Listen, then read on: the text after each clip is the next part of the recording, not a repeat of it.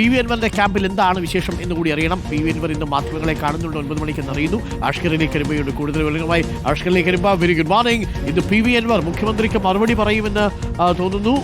ഈ വിഷയങ്ങളിൽ ആരാണ് ചതിച്ചത് എന്ന ചോദ്യത്തിനായിരിക്കുമല്ലേ ഇന്ന് PV Anwar മറുപടി പറയാൻ പോകുന്നത്. ഇതടക്കം സർക്കാരിനെതിരെ പിണറായി സത്തിനെതിരെയാണ് ഈ തിരഞ്ഞെടുപ്പ് എന്നത് സ്ഥാപിക്കാനായിരിക്കില്ലേ PV Anwarന്റെ ശ്രമം. കാരണം ഇതുവരെയും ആര്യാടൻ ഷൗക്കത്തിനെതിരെയാണ് ഫോക്കസ് എങ്കിൽ ആ ഫോക്കസ് മാറുന്നുവെന്ന് PV Anwarനും തോന്നി തുടങ്ങിയിട്ടുണ്ടോ? അങ്ങനെയാണെങ്കിൽ വീണ്ടും സർക്കാരിനെതിരെ പിണറായിക്കെതിരെ നിലപാട് കടുപ്പിച്ചുകൊണ്ടായിരിക്കുമോ ഇന്ന് മാധ്യമങ്ങളെ കാണുക? അഷ്കർലി, ഇന്ന് പ്രചരണം എങ്ങനെയാണ് നിശ്ചയിച്ചിരിക്കുന്നത് PV Anwar ക്യാമ്പ്?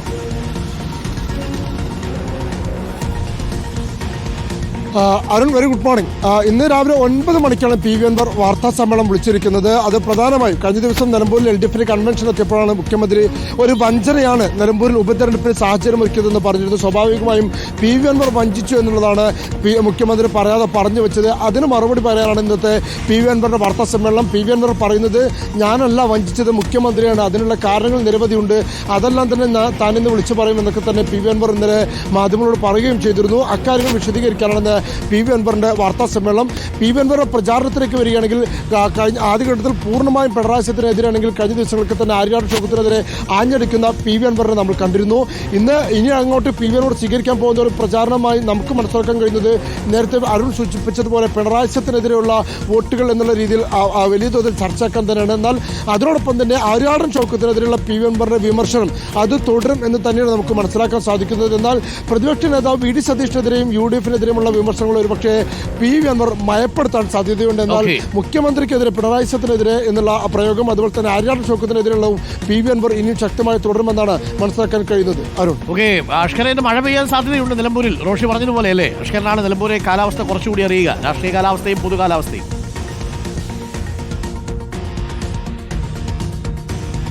അരുൺ, നിലമ്പൂരിൽ ഏത് നിമിഷവും പെയ്യാൻ കാത്തു നിൽക്കുന്ന മഴ എന്ന് പറയുന്നതായിരിക്കും ഏറ്റവും ഉചിതം. കാരണം ഏത് സമയത്തും മഴ പ്രതീക്ഷിക്കുന്ന ഒരു മേഖലയാണ് മലപ്പുറം ജില്ലയുടെ ഈ മലയോര മേഖല. പ്രത്യേകിച്ച് നിലമ്പൂരിൻ്റെ ഒട്ടുമിക്ക ഭാഗങ്ങളും ഈ പശ്ചിമഘട്ടത്തോട് ചേർന്ന് നിൽക്കുന്ന ഈ പ്രദേശങ്ങളൊക്കെ തന്നെ ജില്ലയിൽ ഏറ്റവും കൂടുതൽ മഴ ലഭിക്കുന്ന പ്രദേശങ്ങൾ കൂടിയാണ്, ശക്തമായ മഴ ലഭിക്കുന്ന പ്രദേശങ്ങളാണ്.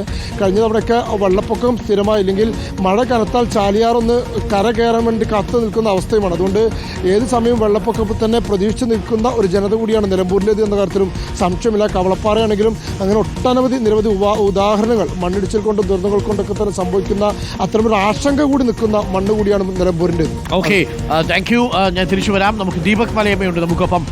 ദീപക് മലയമ്മ NDA ക്യാമ്പിലാണുള്ളത്. ദീപക് മലയമ്മ, മോഹൻ ജോർജും സംഘവും വലിയ ആത്മവിശ്വാസത്തിൽ തന്നെയാണ്. ഇന്നലെ കൊച്ചിയിൽ വന്ന് മിത്രന്മാരെയൊക്കെ കണ്ടിരുന്നു. ഇതിൽ സഭ തനിക്കൊപ്പം നിൽക്കും, അടിയൊഴുക്കുകളൊക്കെ ഉണ്ട് എന്നാണ് മോഹൻ ജോർജ് പറയുന്നത്. ആ അടിയൊഴുക്കുകളൊക്കെ കൃത്യമായിട്ട് ട്രാക്ക് ചെയ്യാനുള്ള ശ്രമമായിരിക്കുമല്ലോ. സംസ്ഥാന നേതാക്കളൊക്കെ എത്തുമോ ഇന്നിപ്പോൾ NDA ക്യാമ്പ് കൂടുതൽ സജീവമാക്കാൻ? Good morning Deepak.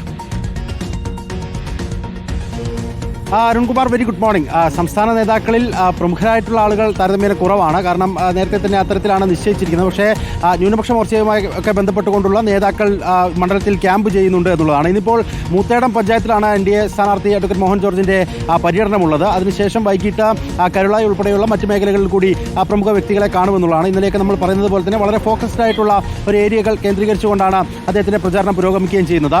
നാളെയാണ് NDAയുടെ തെരഞ്ഞെടുപ്പ് കൺവെൻഷൻ നിശ്ചയിച്ചിരിക്കുന്നത്. നാളെ വൈകിട്ട് നിലമ്പൂർ നഗരത്തിൽ ജ്യോതിപ്പടിയിലാണ് കൺവെൻഷൻ നടക്കുക. അതിൽ കേന്ദ്ര സഹമന്ത്രി സുരേഷ് ഗോപി ആയിരിക്കും അത് ഉദ്ഘാടനം ചെയ്യുക എന്നുള്ളതാണ്. അങ്ങനെ പ്രധാനപ്പെട്ട നേതാക്കൾ മണ്ഡലത്തിൽ വന്നു പോകും. അതിനപ്പുറത്ത് ഈ ഫോക്കസ്ഡായി ആളുകളെ കാണുകയും വോട്ടുകൾ ശേഖരിക്കുകയും ചെയ്യുക എന്നുള്ളതാണ്. അരുൺ സൂചിപ്പിച്ചതുപോലെ തന്നെ ഇന്നലെ വൈകിട്ടാണ് കൊച്ചിയിലെത്തുകയും അവിടെ വെച്ച് വിവിധ രൂപത അധ്യക്ഷന്മാരെ കണ്ട് അവരോട് പിന്തുണ തേടുകയും ഒക്കെ ചെയ്തിട്ടുണ്ടായിരുന്നു സ്ഥാനാർത്ഥി. അങ്ങനെ ക്രൈസ്തവ വോട്ടുകൾ പ്രധാനമായും ലക്ഷ്യമിടുന്നു. ഒപ്പം തന്നെ ഇന്നലെ PK കൃഷ്ണദാസ്, ദേശീയ നിർവാഹക സമിതി അംഗം, മാധ്യമങ്ങളെ കണ്ടപ്പോഴും പറഞ്ഞത് മലപ്പുറത്തെക്കുറിച്ച് നേരത്തെ തന്നെ വെള്ളാപ്പള്ളി നടേശനൊക്കെ പറഞ്ഞ കാര്യങ്ങൾ അതൊക്കെ ഇവിടെ ചർച്ചയാകുമെന്നുള്ളതാണ്. ആ നിലയ്ക്കുള്ള ചില ഓപ്പറേഷൻസ് NDA ക്യാമ്പിന്റെ ഭാഗത്ത് നിന്ന് നടക്കുന്നുണ്ട്. ഇതൊക്കെ എത്രത്തോളം വോട്ടായി മാറും എന്നുള്ളത് തന്നെയാണ് ഏറ്റവും കൗതുകകരമായി നമ്മൾ നോക്കി നിൽക്കുന്നത്. കാരണം കഴിഞ്ഞ കാലങ്ങളിൽ അത്ര കണ്ട് വലിയ ഒരു നേട്ടം കൊയ്യാൻ നിലമ്പൂർ മണ്ഡലം NDA ക്യാമ്പിനെ അനുവദിച്ചിട്ടില്ല എന്നുള്ളൊരു വസ്തുത നിലനിൽക്കുന്നുണ്ട്. അതുകൊണ്ട് പുതിയ പരീക്ഷണം മോഹൻ ജോർജ് എന്ന ക്രൈസ്തവ സ്ഥാനാർത്ഥിയിലൂടെ അത് സാധ്യമാക്കാൻ കഴിയും എന്നുള്ള പ്രതീക്ഷ അവർ വെച്ച് പുലർത്തുകയും ചെയ്യും.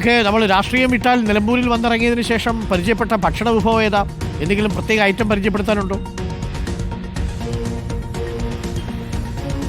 അല്ല അങ്ങനെ പ്രത്യേക ഐറ്റം ഒന്നുമില്ല. പക്ഷേ ഇവിടെ വന്നപ്പോൾ ഞങ്ങൾ ഇങ്ങനെ പൊതുവെ പറയായിരുന്നു ഈ തേങ്ങ അരച്ച കറിയാണ് കൂടുതലും ഉള്ളതെന്ന്.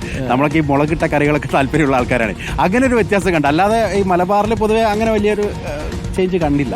ഓക്കെ, അപ്പോൾ നമുക്ക് കാണാം.